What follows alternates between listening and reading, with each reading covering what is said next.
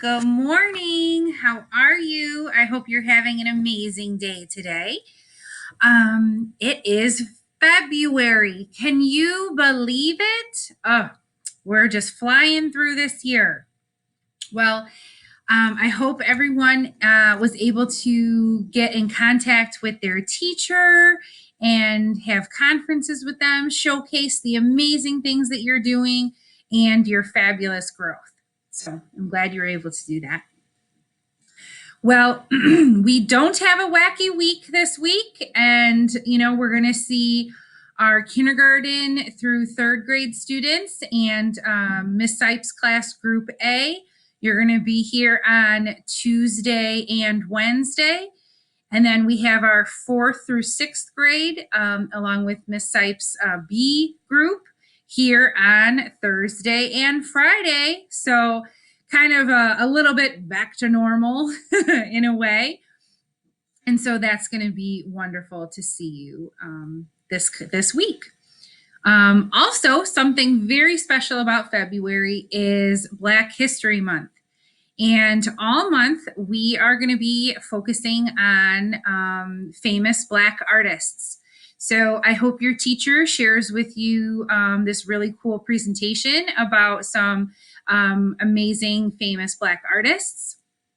And then I'm going to keep promoting it. So our watercolor whimsy that Miss Papa is going to be putting together, it is Friday, February 19th. And some of that artwork is based on an African-American illustrator. So join us for that day. Fill out the Google form so you can get your materials for that. So lots of fun stuff going on this month. And then I think it's Tuesday is Groundhog's Day. So I think if he doesn't see his shadow, then it's only, then spring is on its way. If he does see his shadow and it's a sunny day, then there's 6 more weeks of winter. Ugh. I am not a fan of winter. I know some of you love the snow. I'd rather be on a beach, like behind you. Oh, that's kind of snowy. Never mind, not there. like over here, that beach. Oh, palm trees and sand. That's where I'd rather be. But so anyway, I have a wonderful book for you today. It's called A Splash of Red, The Life and Art of Horace Pippin. So each week we are going to read a story, a biography about a famous Black artist. And so this is about Horace Pippin. So here we go. On February 22nd, 1888, the town of Westchester, Pennsylvania, celebrated a holiday. That day, in that same town, Daniel and Christine Pippin celebrated the birth of their son, Horace. Horace grew fast, so fast that his mother could hardly keep up with the mending. "He'll be a giant someday," the neighbors would say. Grandma Pippin smiled at Horace, long legs and big hands. She figured the neighbors were right. Grandma's hands were big too, rough and scarred from her slave days in Virginia. But they were just fine for giving Horace hugs. "The biggest part of you," she told him, "is inside, where no one can see." When Horace was 3 years old, the Pippins moved to Goshen, New York. As the family grew larger, everyone helped out. Horace put his big hands to work. He fetched flour for his mother. He sorted laundry with his sisters. He played with his baby brother, and he held the horse while the driver delivered milk. At night, he piled wood for the stove, arranged dominoes so his grandmother could play. Then if he would find a scrap of paper and a piece of charcoal, he drew pictures of what he'd seen that day. Horace loved to draw. He loved to feel of the charcoal as it slid across the floor. He loved looking at something in the room and making it come alive again in front of him. He loved thinking about a friend or a pet, then drawing them from the picture in his mind. Is that what you do when you draw? Sounds fun. At school, he sat quietly in his desk, but his big hands were always busy.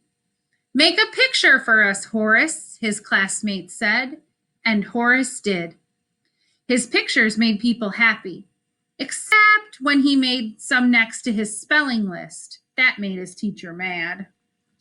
Some doodles are okay.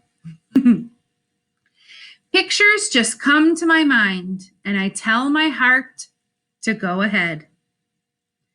But Horace couldn't stop drawing. One day, Horace saw a funny face in a magazine. "Draw me and win a prize," it said underneath. Horace drew the face and sent it off. A few weeks later, a package arrived. Inside, Horace found colored pencils, a pair of brushes, and a box of paints.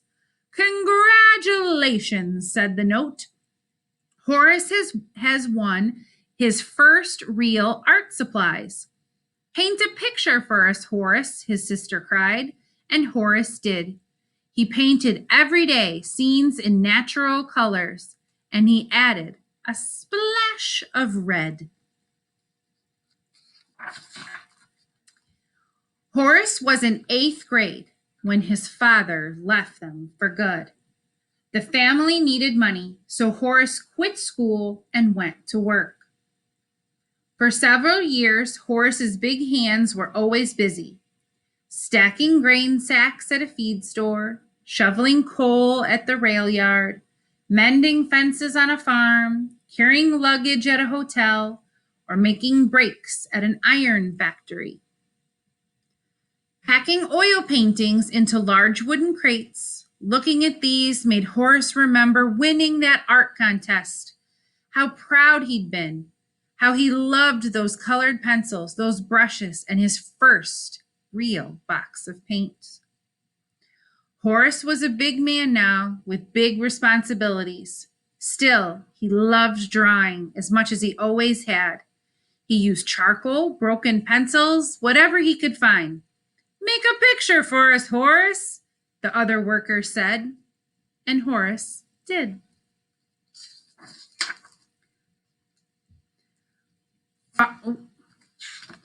Far across the ocean, a terrible war had begun.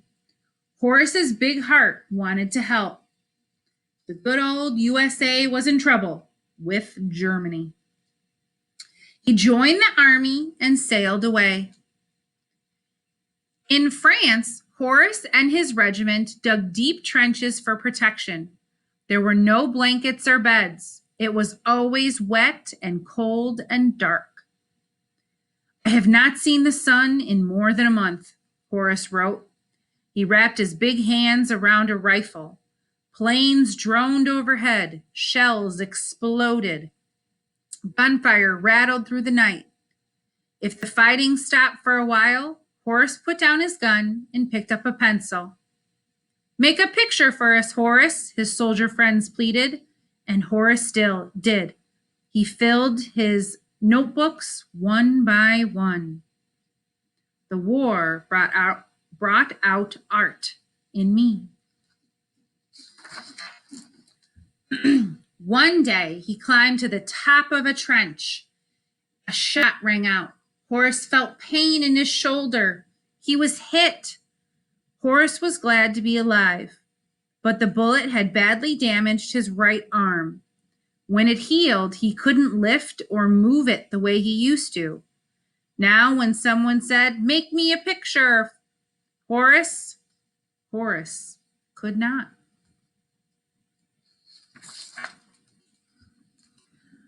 After the war, Horace came back to the United States and met Jean Wade. Jean was a hard worker. She loved to cook. Horace was a hard worker too. and he loved to eat. It was a good match. They married and settled down in Westchester, and that was on November 20th, 1920. I can never forget suffering, and I will never forget sunset. I came home with all of that in my mind. Horace was 32 years old, as big, as strong as ever, but because of his injured arm, he couldn't find a job. How much can you lift? The hiring boss asked, and that was the end of that. So Horace did what he could. He organized a Boy Scout troop. He umpired baseball games. He took to the neighbors' children fishing.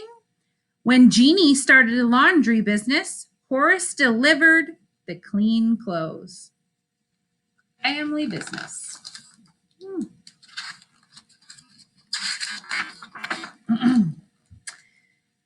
As he walked along the streets of Westchester, his fingers itched to draw all the colors and textures he saw. Lacy white curtains billowing in the windows, a splash of red geraniums blooming on the step, a yellow cat spinning down an alley, deep green vines spiraling up a wall. At night, his old home in Goshen, his grandmother's slave days, and the Bible stories she'd told him made pictures in his mind. He longed to draw them. But how? His right arm was weak and painful to lift. The iron poker stood by the fire, straight and tall as a soldier. What's he thinking to do? I don't know. With his left hand, he grasped the right wrist. He thrust the poker into the flames until it glowed red hot. Using his good arm to move the hurt one, he scorched lines into wood. Make a picture for us, Horace, his neighbor said. And Horace did. He found a way. He knew what his passion was for his art, and he found a way. I love that. With practice, his arm grew stronger, his hand steadier. Maybe now, he told Jeannie, I can try painting.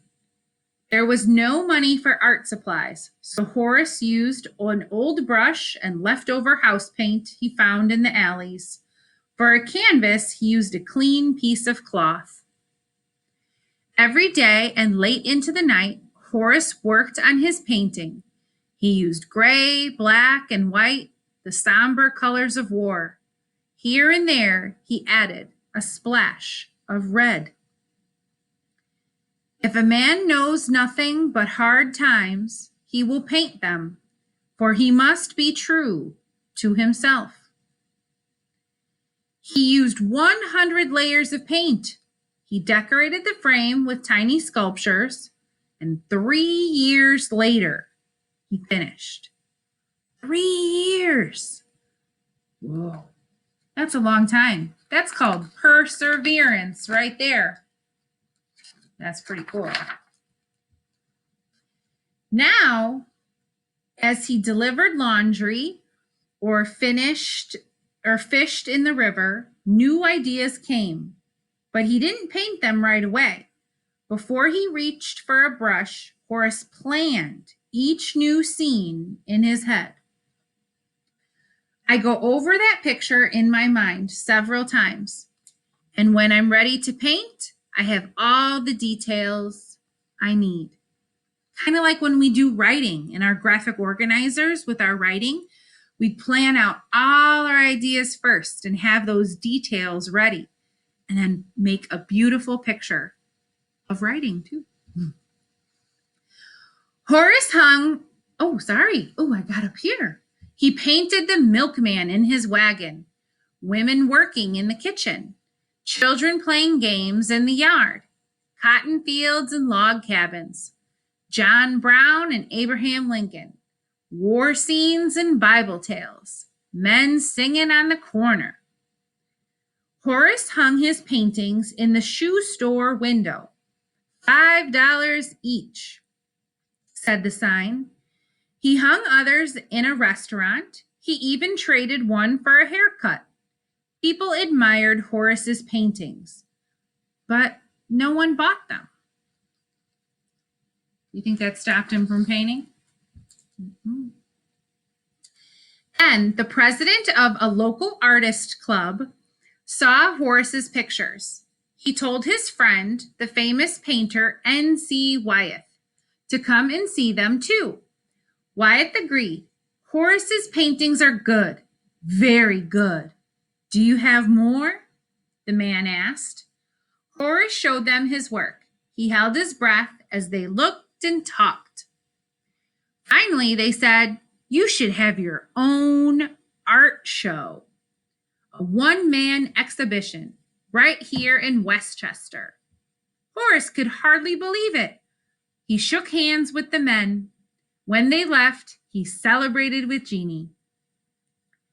It is some of the purest expression I have seen in a long time.